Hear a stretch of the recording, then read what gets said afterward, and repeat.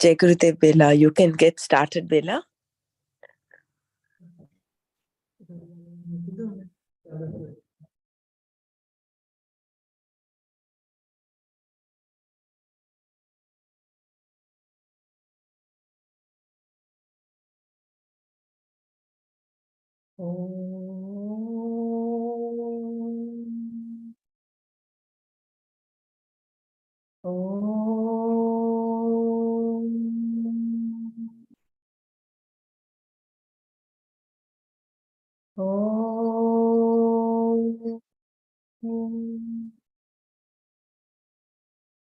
Om Sahana Bhavatu Sahano Bhunaktu Sahaviryam Karavavahai Tejasvinavadhitamastu ma vidvishavahai.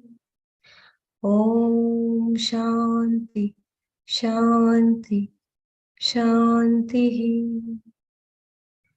Narayanam namaskrutyam naram chaiva narottamam devim saraswatim chaiva tato jayamudiraye. Hari Om, Jai Gurudev.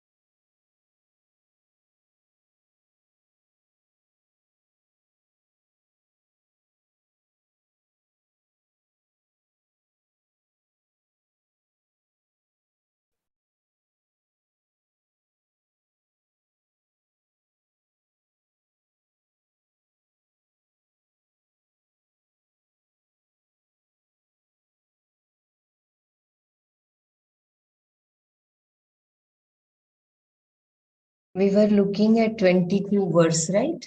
Verse number 22nd.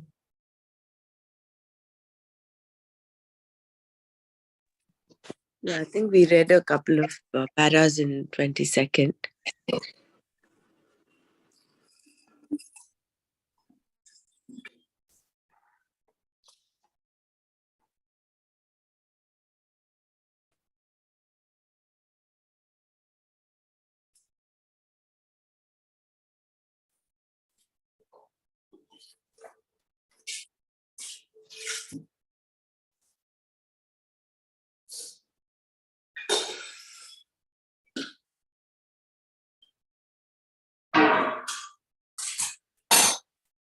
I will just start with some essence of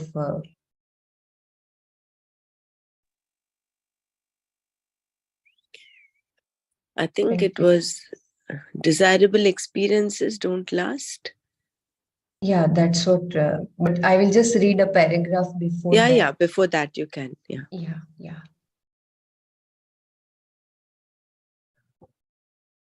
To bring a desirable object or pleasant experience into alignment with the sense organs is not an easy thing.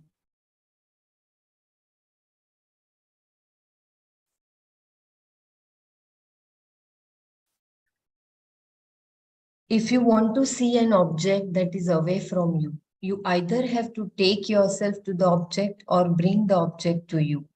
If it is a mountain, you have to go to the mountain. If it is something else, You may be able to bring it to yourself.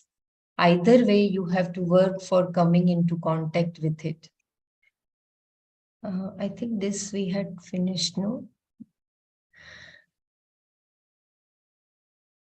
This contact has to take place, which itself implies a lot of effort on your part. And this is only the beginning. When the contact takes place, it must be proper, it must be desirable. The sight of a favorite dish may make you happy, but if when you put it on your tongue, it is too hot, there is a problem. The sight of it was one contact which was desirable, and the contact the food made with your tongue was another which was undesirable. Thus, to ensure that the contact is proper and desirable is not always easy. Desirable, desirable experiences cannot last. How long the desirable contact can last is another problem. The process of experiencing an object itself may exhaust the object and then you will miss the contact. Or you yourself may become tired and therefore unable to continue the contact. The attitude or the mood to enjoy also goes away and again you lose the contact. Whether due to change of mood,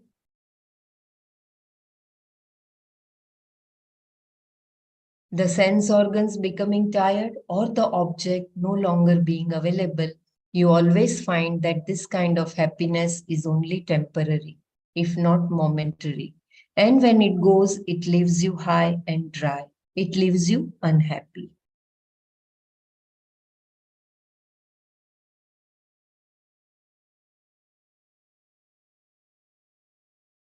I think this we had completed, but I will just quickly read because it is. We see then that before gaining enjoyments, there is dukkha. And after you get them, you spend your time thinking, I am going to lose this happiness. Finally, when they are over, there is more dukkha. Again, you have to work for them. All enjoyments are the sources of sorrow, dukkha yonis, because they have a beginning, adi, and an end, anta. Thus, they are called Adi Anantavantaha in this verse. A desirable contact I think it is Adi Antavantaha. Ananta becomes infinite, so it is Adi Antavantaha. Yeah. Adi Antavantaha. Antavantaha, yeah. Yeah. They are called Adi Antavantaha in this verse. A desirable contact is the beginning. The end is when the desirable contact is no longer available. This means that these bhogas are all anitya, not lasting. They are non-eternal. The person who understands the limited nature of such enjoyments is called Buddha in this verse. Buddha means Viveki. Thus, Buddha can be taken either to mean a discriminative person or a wise person. In his commentary on this verse, Shankara defines Buddha in the latter sense, one who understands the real nature, the truth of oneself. Avagata Paramartha Tattvaha. Because a Viveki understands the limitations of ordinary happiness, he or she goes after the happiness that does not wane, Akshaya Sukha, which is why the person was called Bahya Sparsheshu Asakta Atma, one who is not carried away by the mind's fancies for external objects. Because of the person's discrimination, he or she becomes Bahya Sparsheshu Asakta Atma. I'm reading it quickly because we have already covered this yesterday. Enjoying a natural cheerfulness, this person, the Karma Yogi, goes about doing only what is to be done, not bound by anything. The Karma Yogi may enjoy certain objects, but he or she is not bothered by any of them. And this Karma Yogi, on becoming a Brahma Yoga Yukta Atma, one who is endowed with the knowledge of Atma as Brahman, gains the happiness that does not wane. Giving oneself to one's desires. In his introduction to the next verse, Shankara points out that desire or longing for enjoyments is opposed to serious inquiry into oneself, an inquiry that requires a certain maturity. A person who wants to understand Atma, Brahman, the ultimate, and who at the same time wants to go to discourse will have no time for such an inquiry. First, the mind of such a person has to be fixed up, but he or she will not have any time for that either. The person is acting out of the likes and dislikes in his or her mind and not dealing with them directly. Only when you begin to deal with your raga dveshas do you become an inquirer and a serious person, a seeker. You may have 100 problems, but as long as you are ready to deal with them, there is no real problem at all. The person who deals with his or her problems already has a certain maturity, and the problems of such a person will resolve in time. But for the person who is given to the problems themselves, where is the chance for him or her to deal with them? Giving oneself to one's desires is the real problem. And as Shankara says, is opposed to the pursuit of liberation, moksha, kama, shreyo marga, pratipakshi. This problem then is the one that is the most difficult to deal with. Being controlled by one's desires, kamas, is considered to be the most difficult problem. Shankara continues, because it becomes the cause for that which you do not want, dukkha, in all of its many forms. For example, if you lose your health due to the overindulgence of certain desires, you will also lose your money and a variety of other things in the process. Or losing your money, you may lose your health.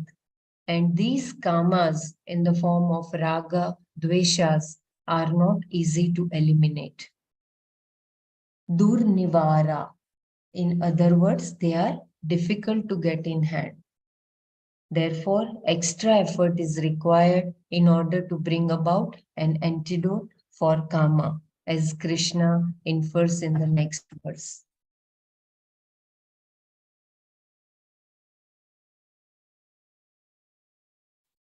शक्नोति have यः सोढुं प्राक्शरीरविमोक्षणात् कामक्रोधोद्भवं वेगं स युक्त स सुखी नरः. यः, the one who, प्राक्शरीरविमोक्षणा, before release from the body, kama, krodha, udbhavam, born of anger and desire, vegam, force, iha eva, here itself in this world, sodhum, to ensure, to endure, to master. Shaknoti, is able. Saha, he or she. Yuktaha, is a karma yogi. Saha, he or she. Sukhi naraha, is a happy person. Yaha, praksharira vimokshanat, kama, krodha, udbhavam, vegam, iha eva, sodhum shaknoti, saha, yuktaha, saha, sukhi naraha. The one who is able to master the force born of anger and desire here in this world before release from the body is a karma yogi. He or she indeed is a happy person. Here, Krishna is saying that you do not control kama and krodha, desire and anger. Rather, you knock off the kama krodha, udbhavam vegam, the force born of kama and krodha. First, you should know how to take care of the force, vega. Then you can take care of the desire, anger. and the pain that become the cause for that force. Behind every pain, there is an expectation, and, and unfulfilled expectation leads to anger, as we have seen. Kama and Krodha have a certain sting, and by taking care of the force born of them, you remove their sting. Thus, one has to pay attention to Kama and Krodha. The entire psychology of the Gita is in terms of ragas and dveshas, the management of one's likes and dislikes. By managing one's likes and dislikes, a normal person can overcome all the psychological problems that he or she may have. Such problems are natural. That one is angry is normal. That one has desires is normal. That one is subject to pain is also normal. This normal psychology is dealt with by the Gita in terms of likes and dislikes.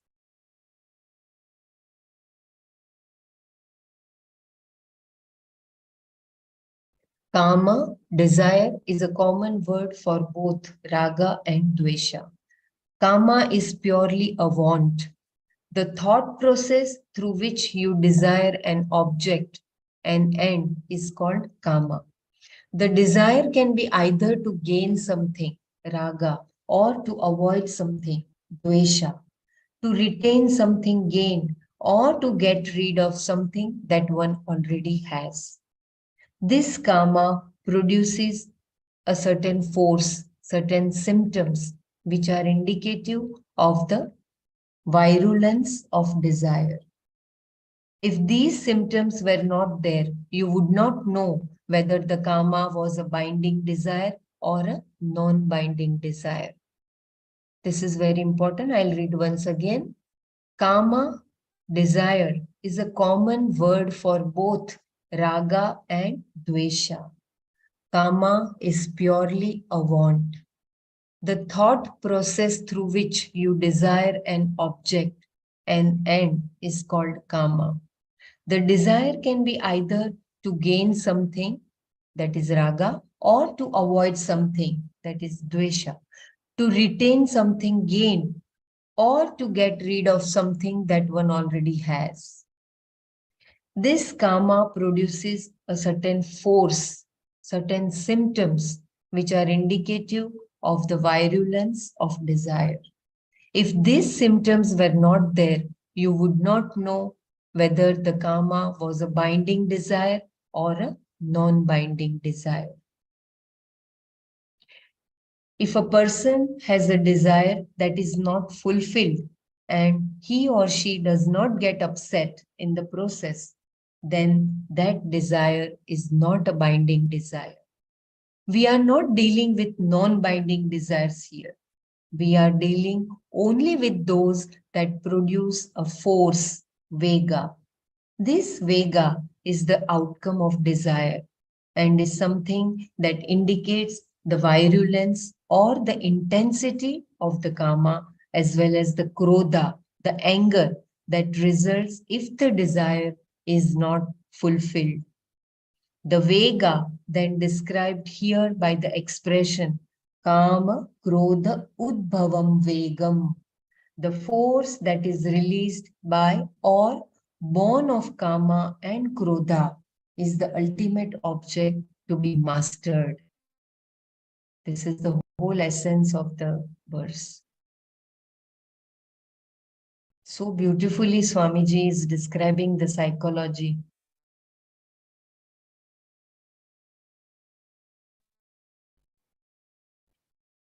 Another important expression used in this verse is Prak Sharira Vimokshanat. Vimokshanat. Prak means before, Vimokshana means release, and Sharira is the physical body. Therefore, the expression means before release from the physical body. Before one dies away, then one is able to master Sodum Shaknoti, this force born of Kama and Krodha. Krishna mentions this for two reasons. The first one being that if a person is able to accomplish this before he or she dies, then the person is a mature human being, Nara. And because he or she is mature, having mastered his or her own mind, the person is happy, Saha Sukhi. The definition of adulthood.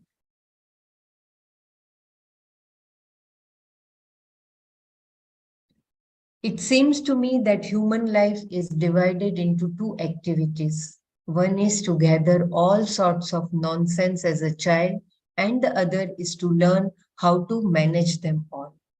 Somewhere along the way, you are able to realize that what you had gathered as a child has nothing to do with what you are now.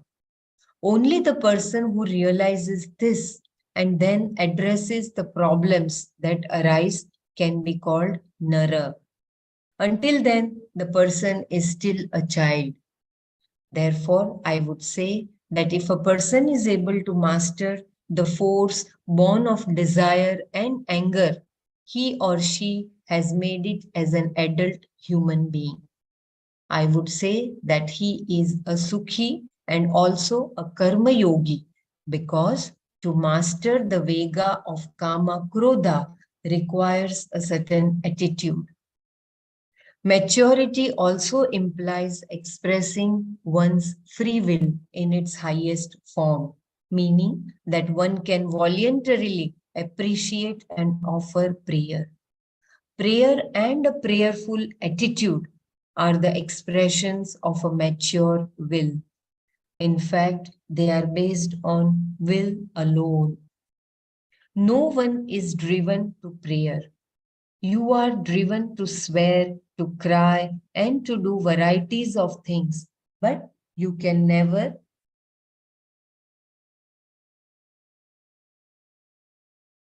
be driven to prayer.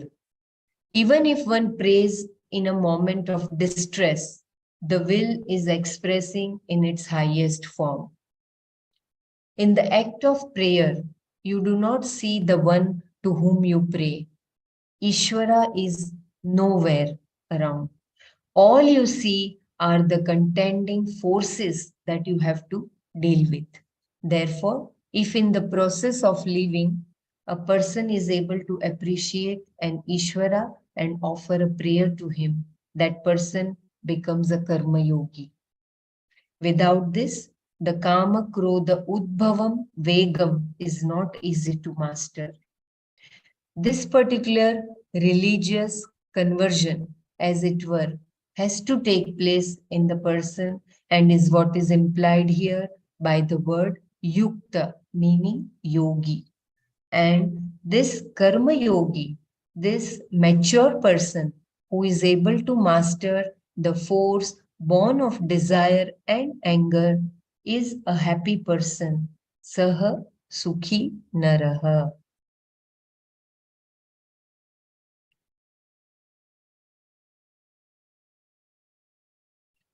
It is like Gurudev always gives an example, no? As a child, we are used to play with certain toys. As we grow up, we no longer need them. So, same way, our desires are also like that. We have to realize that are they same as kiddish desires? Or we have grown mature, we have become the mature person.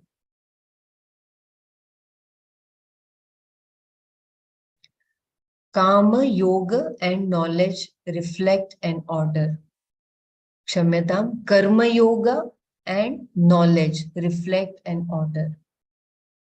In the previous verse, we saw that this person does not get carried away by the mind's fancies, knowing them to be the sources of pain and sorrow. A person who is carried away by such fancies is one who is subject to karma, to his or her raga dveshas. Such a person cannot get the happiness that a yogi can get. Thus, there is an order involved here, meaning that everyone has to become a karma yogi first. The knowledge will then take care of itself. And when does all this take place? In this life itself. Iha eva, as we saw in the 19th verse, and also at any time until death, until one is released from the physical body. While living until death, the yogi who is yet to be a jnani must have this particular capacity, this mastery of kama and krodha. You cannot simply say, I have already mastered my kama and krodha, and then sit back and think they will not come back, they will come back. There is no such thing as one day I mastered them, therefore they will not come back. This is not a one-day problem that one deals with for once. It is something that has to be dealt with every day until death, as Shankara makes it clear here.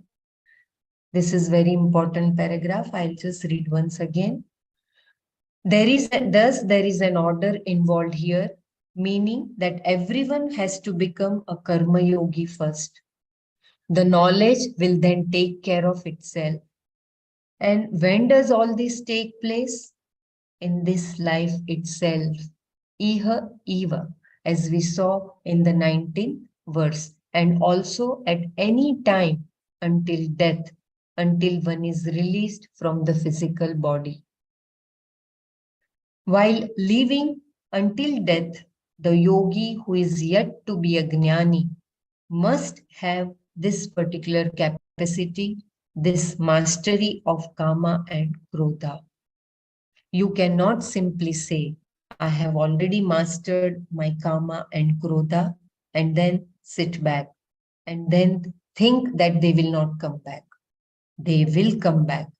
There is no such thing as one day I mastered them, therefore they will not come back. This is not a one-day problem that one deals with for once. It is something that has to be dealt with every day until death, as Shankara makes it clear here. So beautiful. So it is like cleaning our mirror every day. I have a question. Can I ask now or later? Related yeah, to yeah, this? please go ahead. It's written, you have to master it every day. So is it like when you are in knowledge and you are in your spiritual practices, still you have to master them again and again, because your kama and krodha decrease to a certain level, like the intensity has decreased. Will it again will it again overpower you, and you will have to work it upon again and again? I'm not able to understand this, because I myself my dear, as Shankaraji has mentioned here, we have to work it again. The intensity, the vega, that will reduce, but still you have to have it. I mean, that realization that it is coming, the source, the origin, like the moment you get anger and you are alert, it means you know that you are going to get angry, or this will create a situation which will. But doesn't it become spontaneous action of yours? Like if you are in knowledge, it's not that your knowledge will go away. If you are in knowledge and you are living in such a manner that your karma and krodha doesn't overpower you, will it again have its influence on us?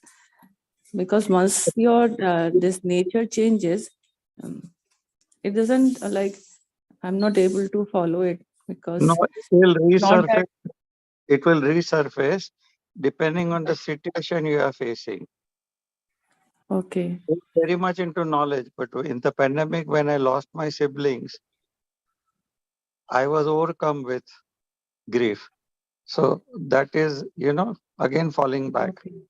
Yeah, so, I know. Okay, according to the situations, it will increase and decrease. Yeah, now I follow it. Okay. So what we're talking of here is for a karma yogi, not a jnani.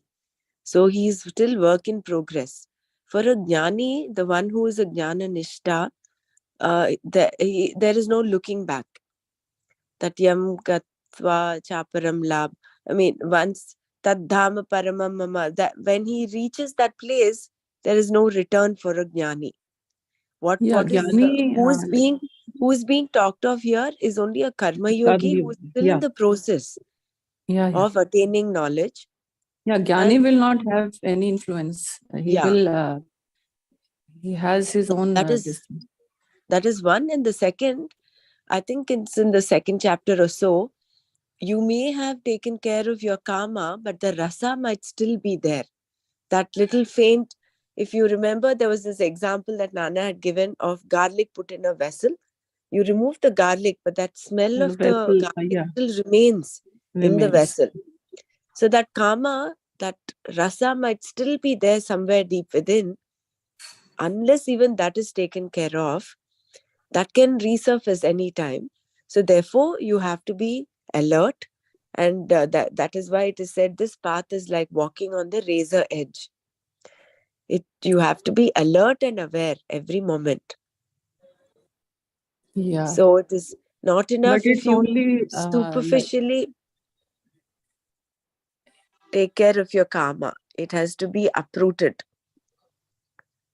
Yeah, but initially it would be difficult. But as you proceed further on this path, it would be easier to get over as time passes. Yeah. Correct. With all the viveka, we were, equipped with the viveka, vairagya, shama, dhamma, all of that.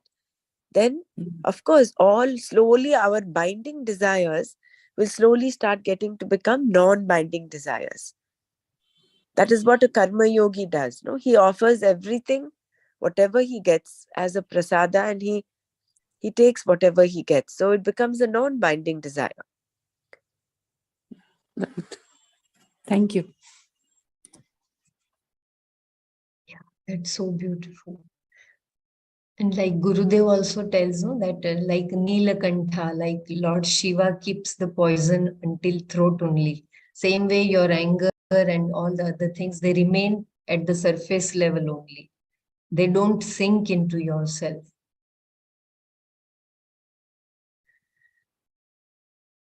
We have, shall I proceed? We have already seen that in terms of knowledge, liberation or moksha can happen at any time in one's life, even in an old age. Antakalepi Brahma Nirvana Mrichati. Gita chapter 2 verse 72. This then is another meaning for the expression Prak Sharira Vimokshanat. At any time while living here in this world, in this physical body, this knowledge can be accomplished by a mature human being. The force of Kama Krodha continues until death. In his commentary to this verse, Shankara emphasizes the until death meaning to make it clear that the force, Vega, released by Kama and Krodha by one's Raga Dveshas operates throughout one's lifetime until death, just as the force of hunger and thirst does. For the living person, this Vega definitely takes place. It is not something that happens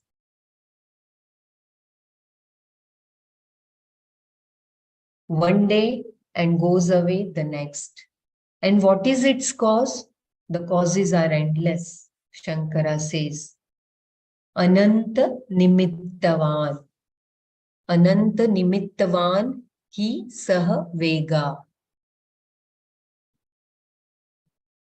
Ananta Nimittavan Hi Saha Vega.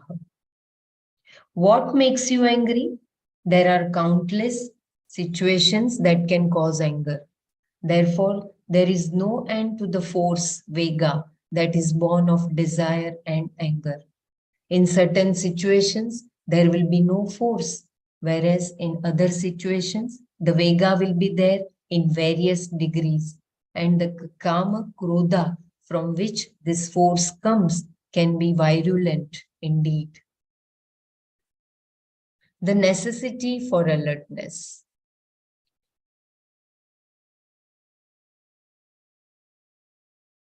Until a person sees something, he or she may not have karma at all. But once it has been sighted, karma is there. Similarly, there can be karma with reference to what is heard. Thus, you find that karma can take place at any time, which is why Shankara describes the Vega as that for which the cause is endless. Therefore, in terms of tackling or mastering the force born of karma, krodha, you must be alert.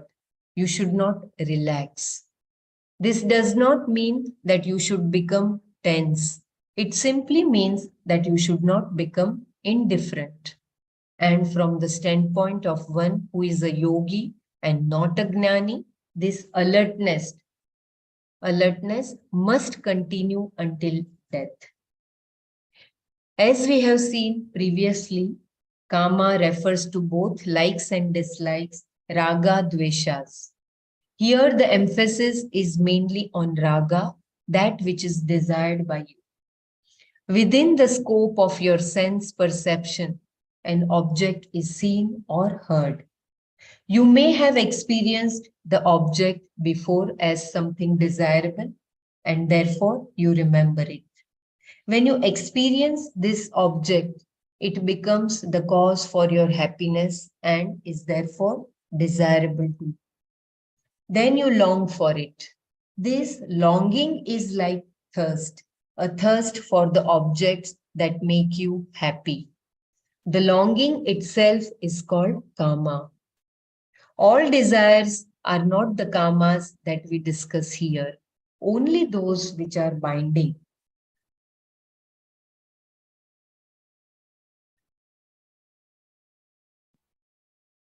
Krodha is something born of your seeing or remembering something that is opposed to your desire, opposed to your longing, causing you pain. Naturally, between the kama, desire, and krodha, anger, a certain pain is involved. Anger would not come unless there was pain in between. When your expectation is not fulfilled, there is pain. And what you consider to be the obstruction or cause of the pain becomes the object of your anger. Thus, karma itself, causing pain, dislike, and hatred, turns into what we call a locked up anger, krodha. I will read once again. When your expectation is not fulfilled, there is pain, and what you consider to be the obstruction or cause of that pain becomes the object of your anger. Thus, karma itself, causing pain, dislike, and hatred, turns into what we call a locked up anger, krodha. The force that arises out of this kama krodha, referred to in this verse as kama krodha udbhavam vegam, is what must be mastered. So this is again the essence of the previous verse. How do we know there is a force? Shankara gives a few interesting indications of its existence. When you hear or see something that you find so desirable that you long for it, what happens? Your very hair stands on end. Romanchana. Your eyes open wide.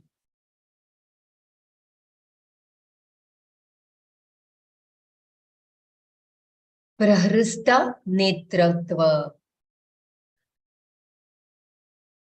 Prahrista netratva. And your mouth is agape. Prahrista vadanatva. Vadana is like your face and netra, eyes. These are the symptoms, says Shankara, of the force of karma. Each culture has its own way of expressing karma, and this expression takes many forms. Naturally, you express the force of your desires according to your culture. How you express also depends on how cultured you are. Shankara also gives a few symptoms of the force of Krodha. They are shaking of the body, Gatra Prakampa, sweating, Prasveda, bloodshot eyes, Rakta Netra, and biting the lips, Sandasta, Aushta, Putatva. Other symptoms of the force arising out of anger are shouting, screaming, heavy breathing, and so on. When the force of Kama Krodha is there, you are no longer in charge. The force itself is in charge.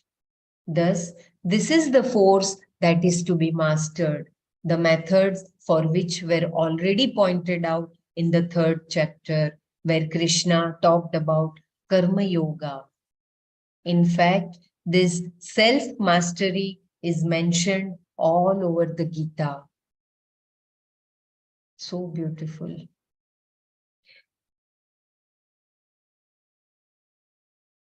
So these are the physical symptoms which are given when there is a origin of Kama and Krodha.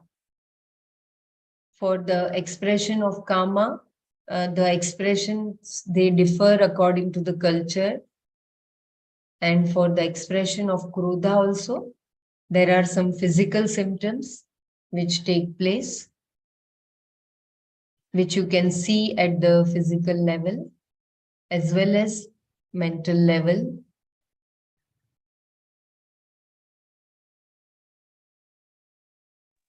And how a karma begins is that beautiful verses in chapter 2, Dhyayato Vishayan Pumsaha Sangasteshu Pajayate.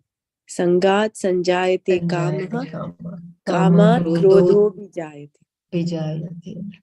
And that downfall, that negative spiral, Krodhat Bhavati Sammoha Sammoha Smriti Vibhramaha Smriti Bramshat Buddhinashat Pranashyati.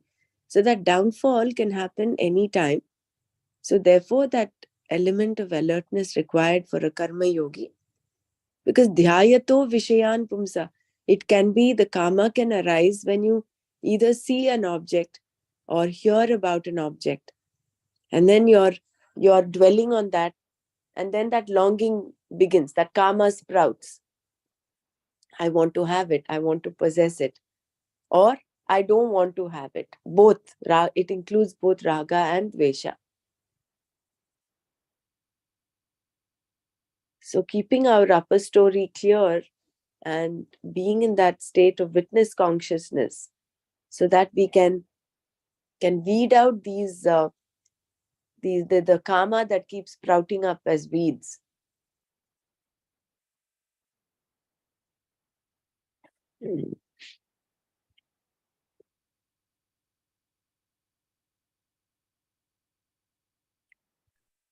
So he has given so beautifully the symptoms also.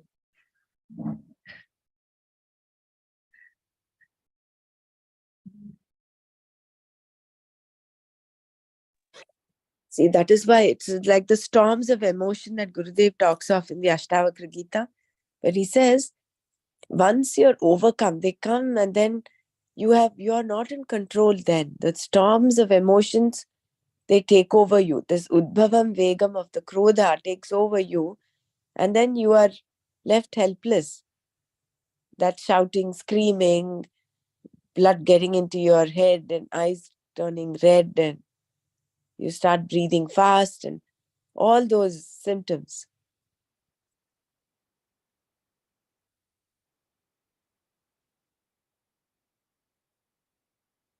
If alertness is there, then I think those physical symptoms will not come, isn't it? Will not come. Yeah, will not come. You will only show anger And when you show anger, you don't have all of these, no? You're in control. You're complete control. You're like doing it the out of example awareness. what Persiji gave. Correct. Becoming Only angry and showing anger, a big difference, no? Yes, becoming angry and showing anger. Very beautiful.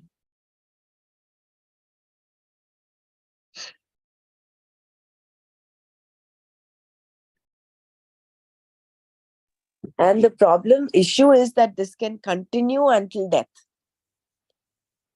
Prak Sharira Vimokshanat, it can continue. Prak Sharira Prak is before, but Sharira Vimokshana, till the body lives, you can be a pawn in the hands of Kama and Krodha. You can be tossed and turned over. So,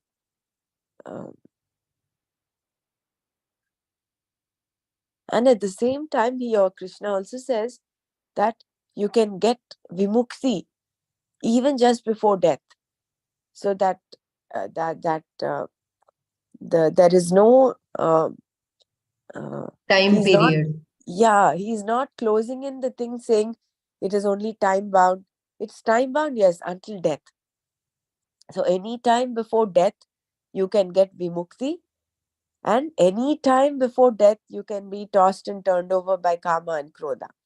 So which choice, which mark we choose, Shreyas or Prayas, is all upon us, the sadhak.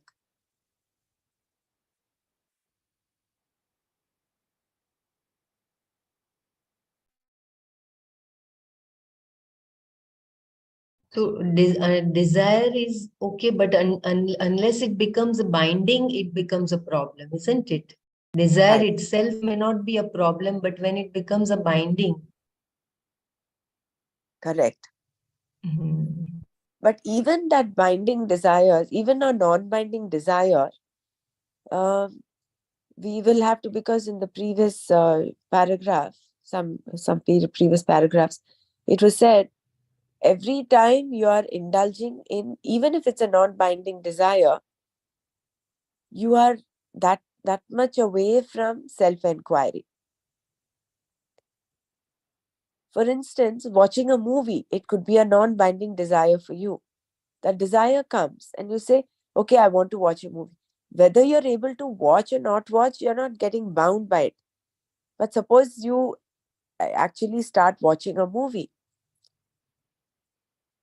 That amount of time, that 2.5 or 3 hours or whatever, that much time you're away from your self-enquiry.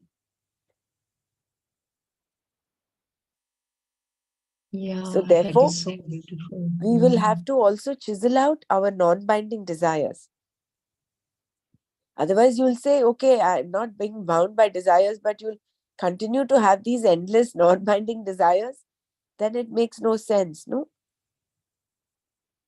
Absolutely. So we will have to filter out what kind of desires we want to pursue.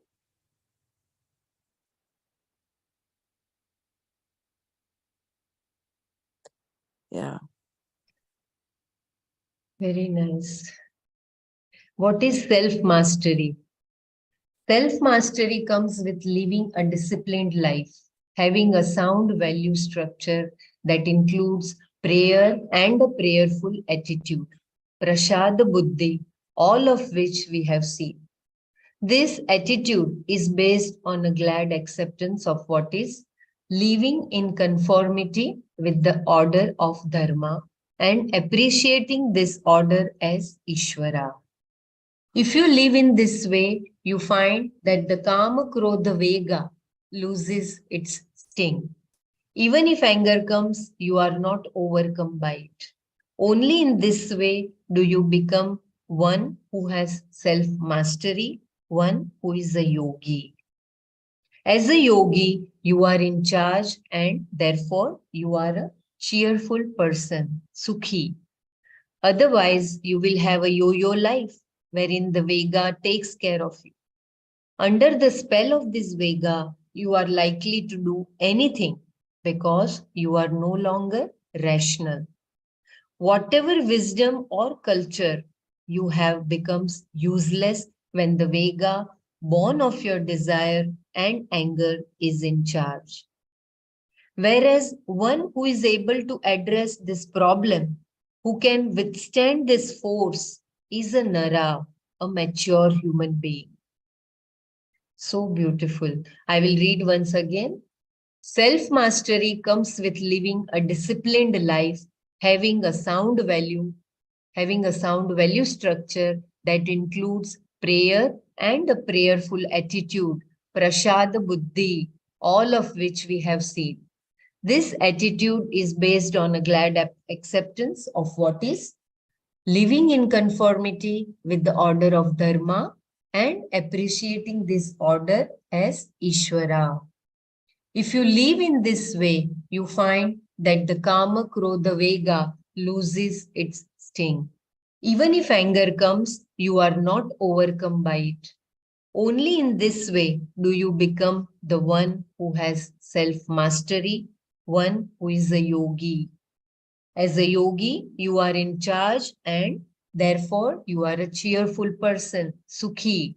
Otherwise, you will have a yo-yo life wherein the Vega takes care of you. Under the spell of this Vega, you are likely to do anything because you are no longer rational.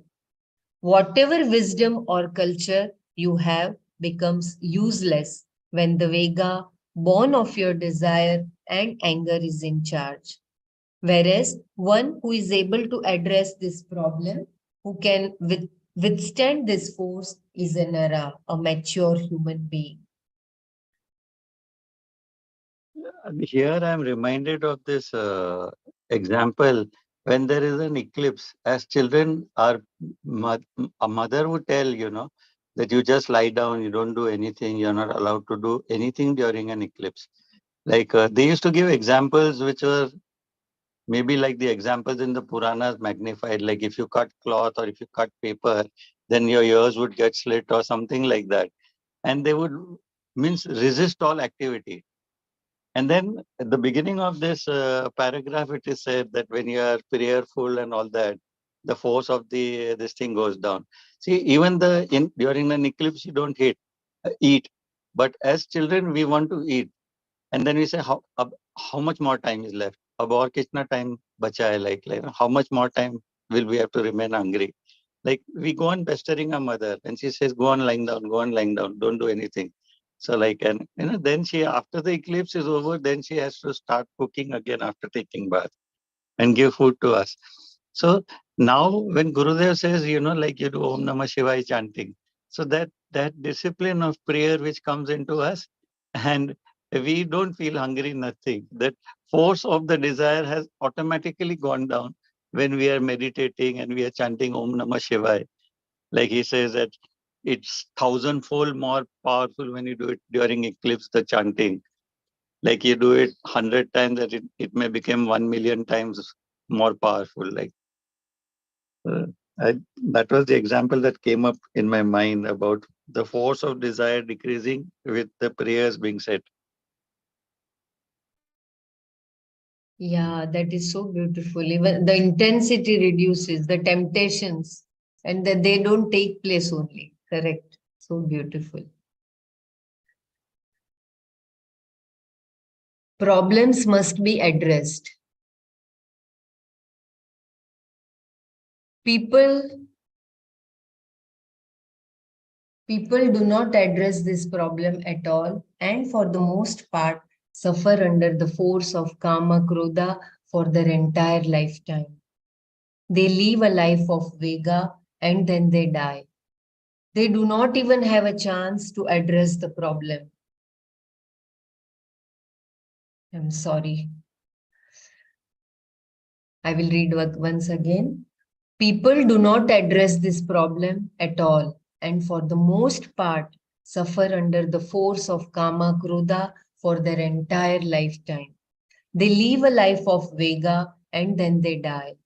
They do not even have a chance to address the problem. But everything does seem to happen finally for the good, in that there seems to be a new awareness in the society today. For example, alcoholism has been causing problems that people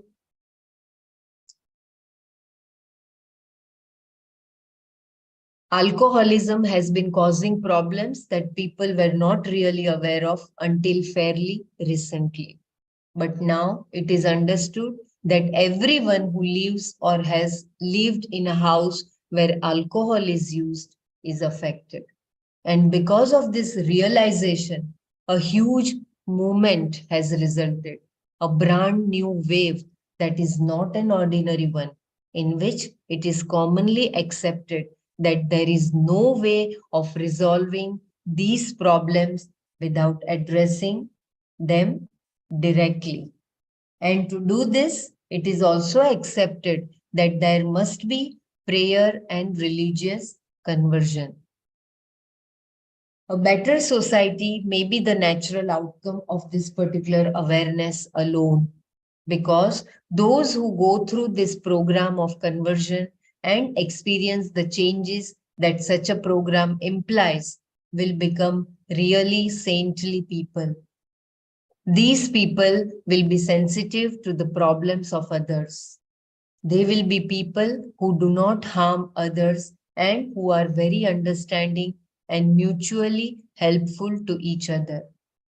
Having come through their own problems, they understand the problems of others. They know what pain is and why others behave the way they do. Perhaps then we are in for a new society because of alcohol. So here I think Swamiji is talking about those in rehabilitation centers, those who have changed their life and they have come out of this problem. They are able to understand better the root cause of the problem and those who are victims of this problem. Addressing the problem is the main point here. That you have a problem is not important because you are not responsible for it. It has all been picked up over a period of time. You did not go out looking for your problems because you wanted to have problems. Rather, they are all problems that you happen to pick up. But you must address them here while living in this life, in this physical body, before you die. Prak Sharira Vimokshanat. First, we pick up the problems and then we solve them. This seems to be how growth is. We create hurdles and then try to jump over them. That is the fun of it all. Life is like a hurdle race. The race itself is fun, but when you create hurdles and then try to jump over them, it makes the race even more fun. Because you have free will, this situation is inevitable. The creation, the world is like what it is, because it cannot be any better right now. If I were already programmed, that is, without free will, there would be no human being at all, nor would there be a Gita or any further evolution.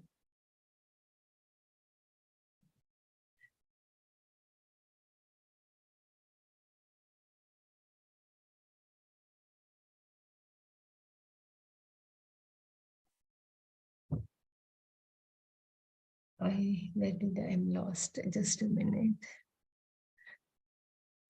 We create hurdles, then try to jump over them. That is the fun of it all. Life is like a hurdle race. The race itself is fun. But when you create hurdles and then try to jump over them, it makes the race even more fun. Because you have free will, this situation is inevitable. The creation, the world is like what it is because it cannot be any better right now. If I were already programmed, that is, without free will, there would be no human being at all, nor would there be a Gita or any further evolution. To be a human being implies free will. And once free will is given to you, then wisdom is something that has to be gathered by you. In other words, by free will. Everyone is given innocence first.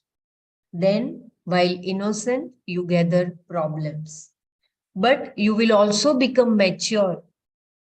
Enough experiences, enough pain, enough sorrow is given to you so that you can become an adult. Thus, you find that the person who addresses the problem becomes a happy person. This person alone is a true human being, a karma yogi, one who is ready to take the next step, meaning that the person's mind is prepared for the knowledge.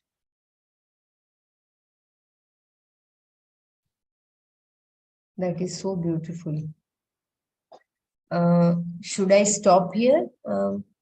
We can. Just read the last paragraph, which is very Yeah. It's very nice. Everyone is given innocence first. Then, while innocent, you gather problems. But you will also become mature. Enough experiences, enough pain, enough sorrow is given to you so that you can become an adult. Thus, you find that the person who addresses the problem becomes a happy person.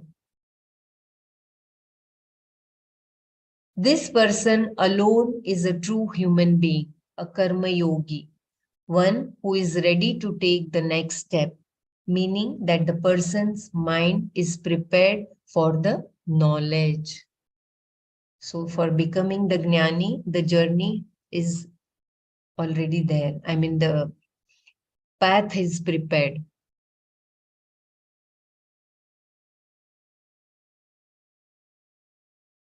We will just close our eyes for a few moments and we will try to recall.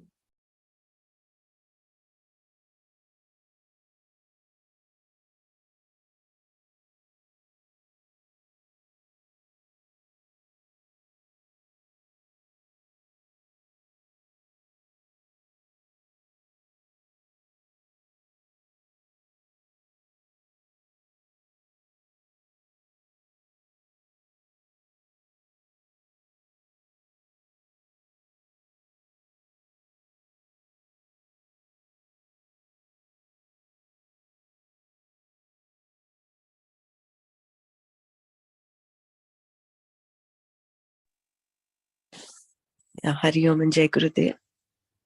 The beginning shloka that we were talking about is about the dukkha yoni. That is, when you have a karma, the acquiring it itself is painful. And once you have it, you have some momentary happiness. And then you also are overcome by that thing that how long will it last? So there is also pain there.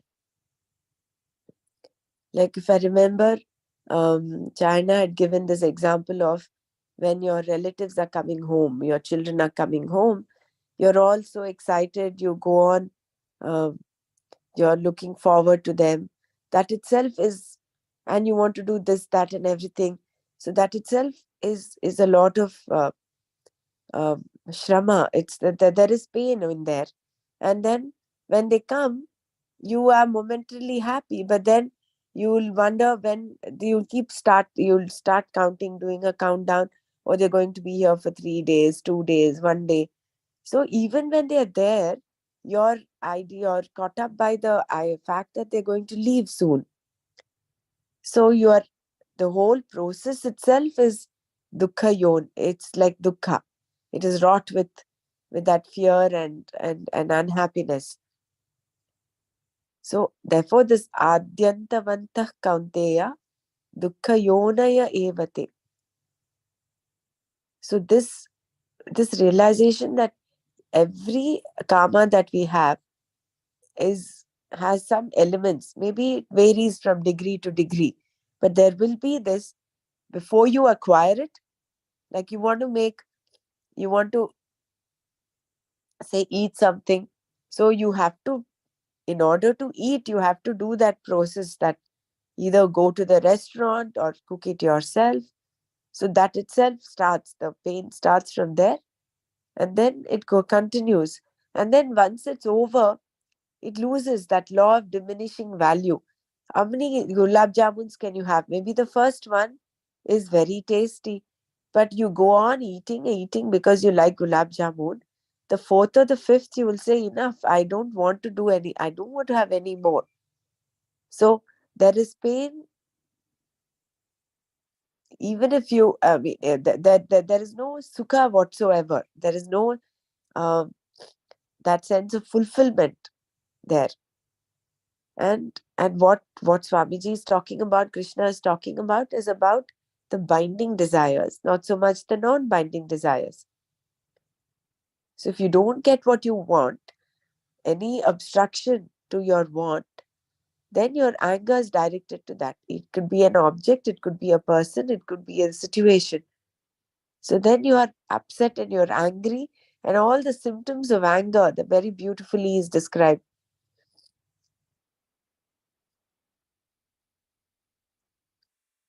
So till death we can be plagued by this. And how a human birth is so important, and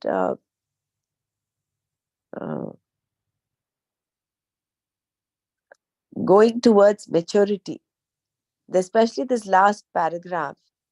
You are born innocent, but then you are given a lot of experiences that goad you towards becoming more and more mature. Otherwise, there are some people who continue to be in this Udbhava Vegam. They're getting tossed and turned over, and they live their life like that, and they pass away. So tuning yourself, diverting your attention to becoming a karma yogi is our free will. Use of our free will comes in when we can direct our life's path to becoming just a karmi to a karma yogi. Yeah, and anybody else can also share.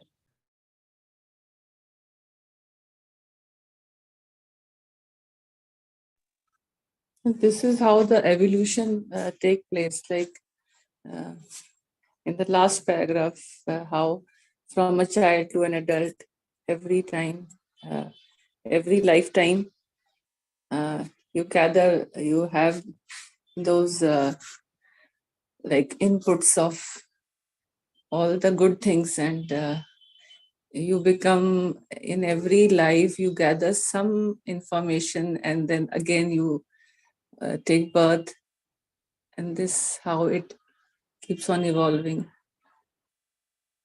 It's very nice.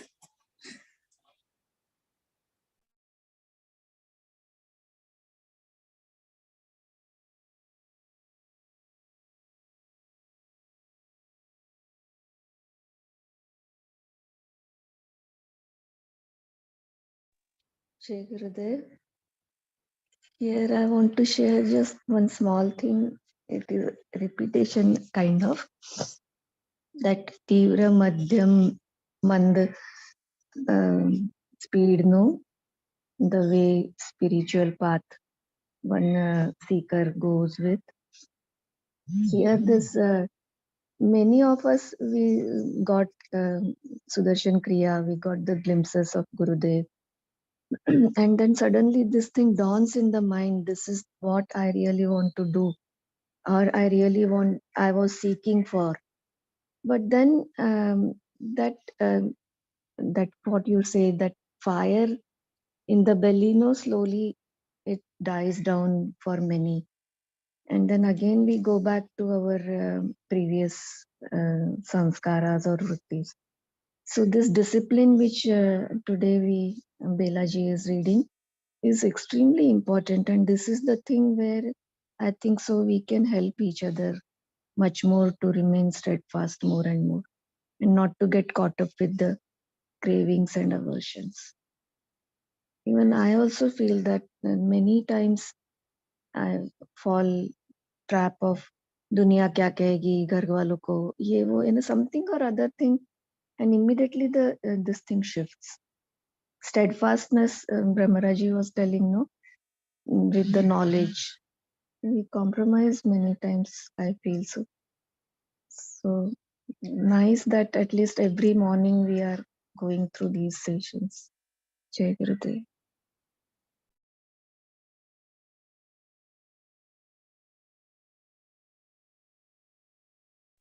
Also, Jai Gurudev, just everything starts with an innocence.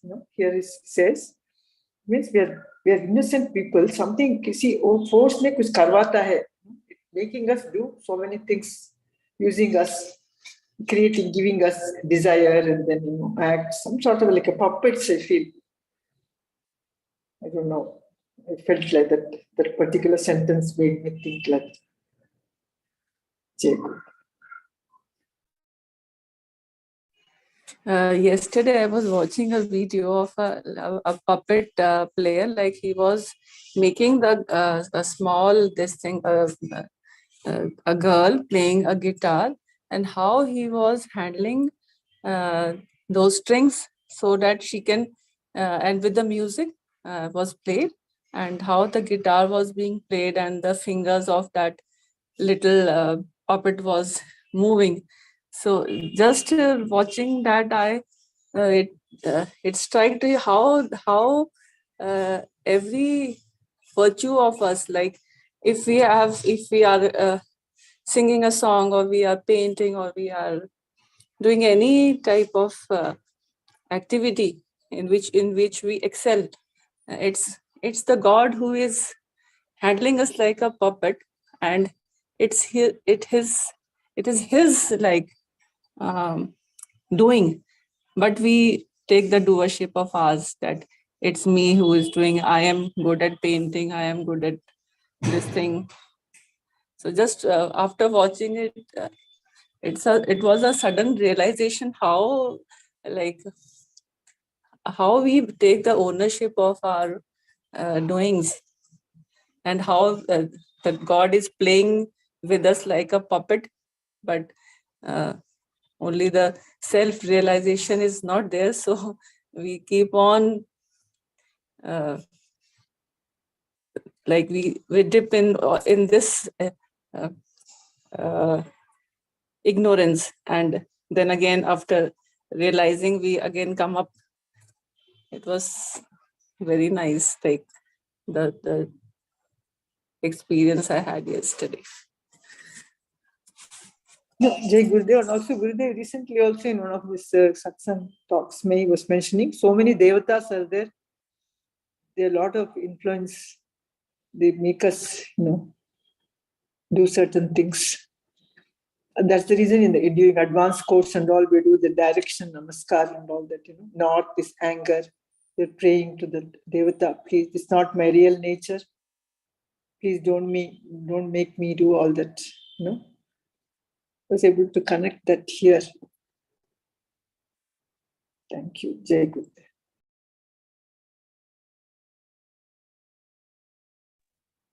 Yeah, with respect to non-doership, it is good to understand that we are just a puppet. But then, with respect to discipline, self-discipline and self-mastery, we will have to make use of our free will. We cannot say I'm just a puppet in the hands. So there, when you have to have a say on your karma and krodha, free will comes in. And how well you use your free will determine how mature you become. Isn't it? That is where the verse karmanyevadhikaraste ma phaleshu kadachana. So there, when you get the result, you are just like a puppet. I mean, you get whatever it is, and it is Ishvara that is the giver of your results and consequences, whatever happens. But that I'm not sure how I can fit in the free will in this puppet analogy. I'm not sure that. I don't want to attempt also. But then the element of free will is very important for a sadhak. How well you chisel your free will. There are two aspects here, I think. Three aspects here. One is a person who is a karmi, a total karmi, wherein he does not even use his free will. His free will is zero. He is just tossed and turned over by his kama and krodha. And that is how he lives his whole life. That Udbhavam Vegam, till his death, he continues. The second middle category is a karma yogi who understands he has his free will and who understands the presence of Ishvara, is prayerful. He is that beautiful paragraph that said, even to be able to pray, not everyone can pray. So that is a transformation from a karmi to a karma yogi, where you recognize Ishvara and then you do whatever you're supposed to do. You do what you have to do. And whatever result you get, you take as Ishvara Prasada. So it's the attitude in your mind. And then finally you have the Jnani, who is like this puppet. For him, the body, mind, senses are nothing like nothing. They're all anatma. So he considers the Atma as a non-doer. So I think our evolution is to go from a karmi to a karma yogi to a jnani.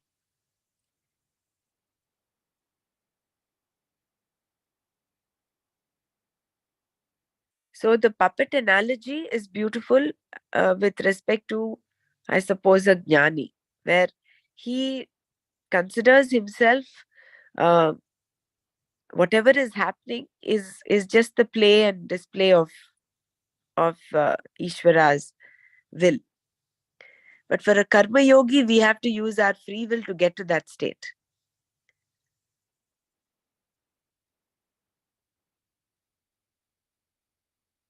Otherwise, we'll end up misusing this knowledge where we'll say, oh, you can commit a crime and say, okay, it's just Ishvara doing it.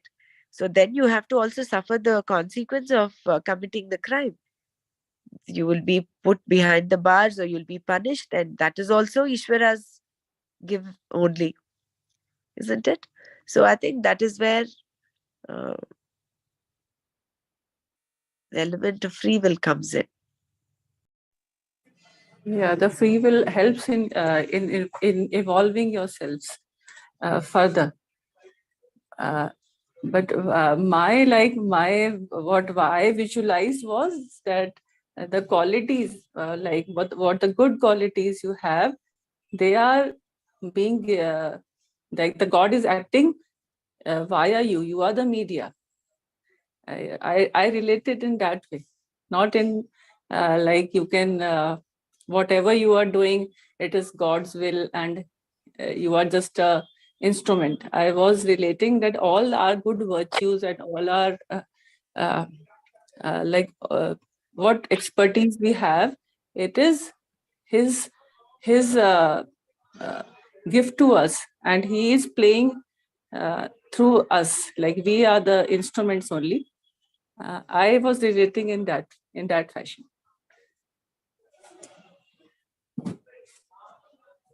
Yeah, it's like everything is vibhuti of Ishvara.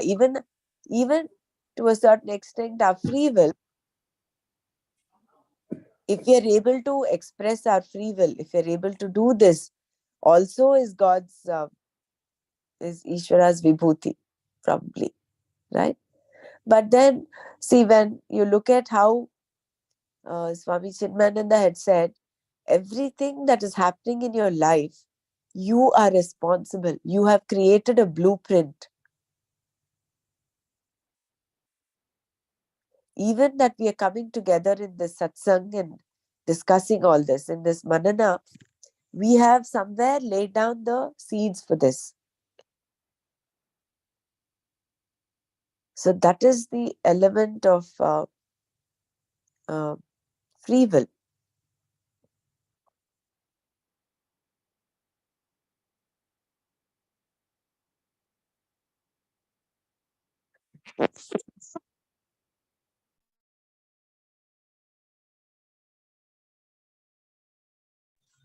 It's the free will also, and it's also the destiny also here, no? Like it was supposed to happen in this way, so it is happening. Isn't it so? Yeah, but the destiny, we have ourselves put up the blueprint. Yeah, see, that is it. Somewhere in the past, somewhere even in this lifetime. So if you remember in that, I think, introduction to Atma Bodh or Bhaj Govindam, I don't remember which scripture it was. Swami Chinmayananda very clearly says, there is nothing that comes by chance. Everything is predetermined, and your destiny is not something that Ishvara sits there and gives you. You are creating your destiny every moment. What you think, what you act, how you act. So you are churning out a new blueprint every time, which is again bringing us back to the fact that we have to be alert, not get carried away by these by the karma and krodha,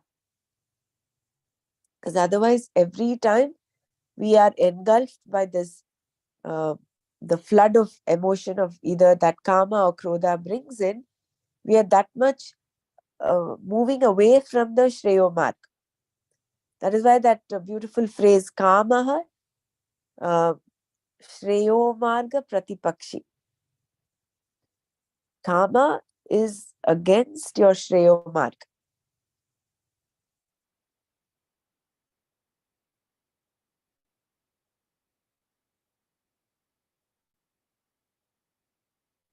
That means in a prarabdha, we can overcome prarabdha karma, right? That means with our free will. I don't think you can overcome prarabdha by free will, but you can, of course, handle your whatever your prarabdha is by the element of where when it comes to experiencing your prarabdha, there you understand that you are nothing but a puppet, isn't it?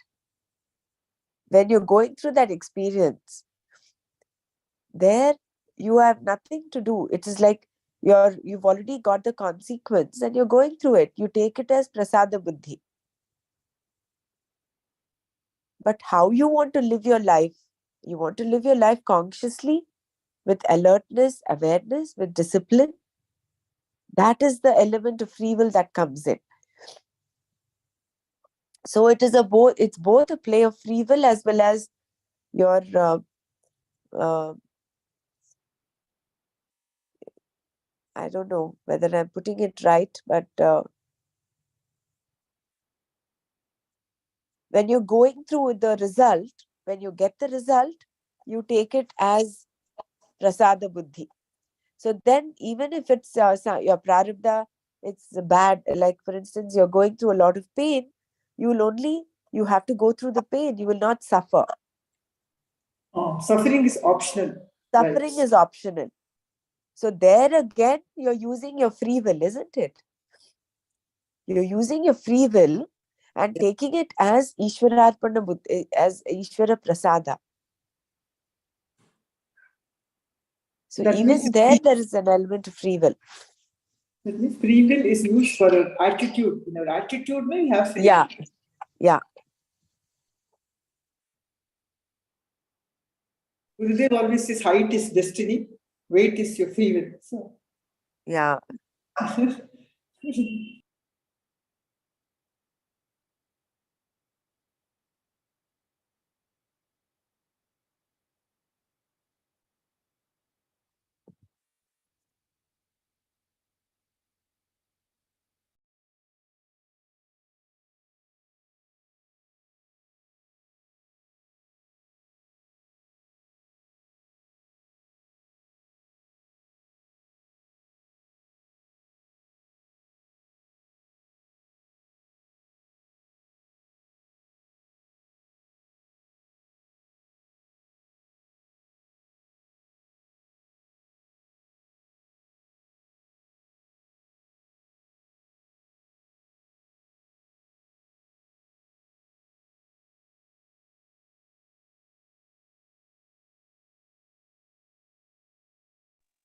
Anyone else wants to share? We have about 4 minutes.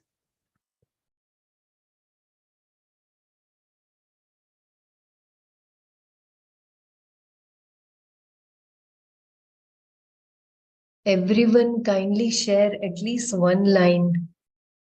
It is so profound and so beautiful verse.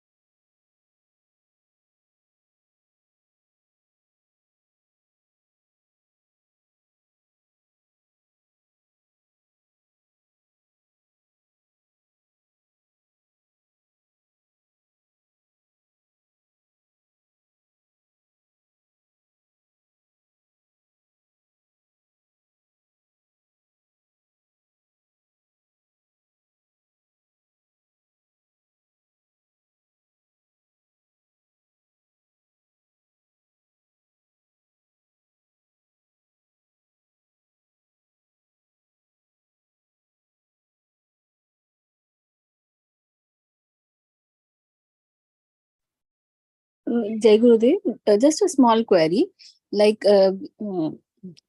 when we were reading, we heard that we are given, we are very innocent as we are born, and then we go through experiences and become mature. So, like, my question was, how come some even children are very mature, and sometimes even adults are not that mature. So is it because of the prarabdha karma, or that would be the reason?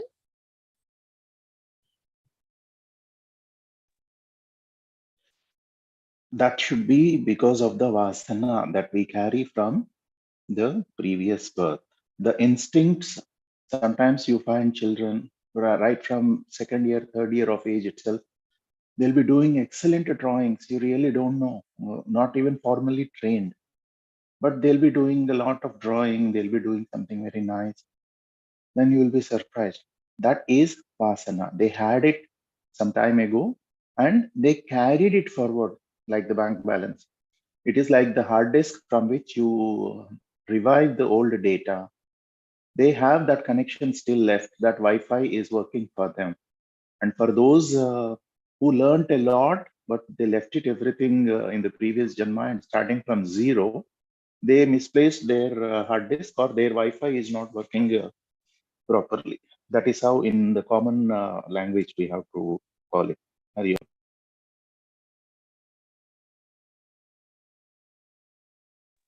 They lost it.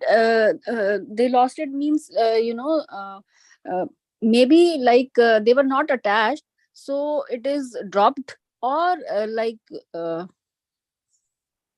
No, dropping is different. Dropping is, see, there are two things. One is acquiring and one is possessing. yeah. Acquiring is you have the knowledge. Possessing is you are attached to that this is mine, this is mine, this is mine. No, the Okay. possessiveness you have to drop, but the Yeah. acquiring, if you have your texture very nice and pure personality, you will still carry either a major portion or a little portion of that. It is like the example of you have a, always I keep telling you have this apple juice, chota apple juice 100 fils bottle, 5 rupees 10 rupees the bottle, plastic bottle, and you use it and later on you start using it for water. Even if the label goes off due to frequent washing, when you smell an empty bottle that is dried, washed and dried up, faintly you will smell a smell of apple juice, right? And even without the label, you will know this used to be an apple juice bottle and I'm using it for water. That Yeah. is how we carry the vasanas of the past. Sometimes stronger, sometimes faint, sometimes almost non-existent. That is what I meant to say. Yeah, so nice.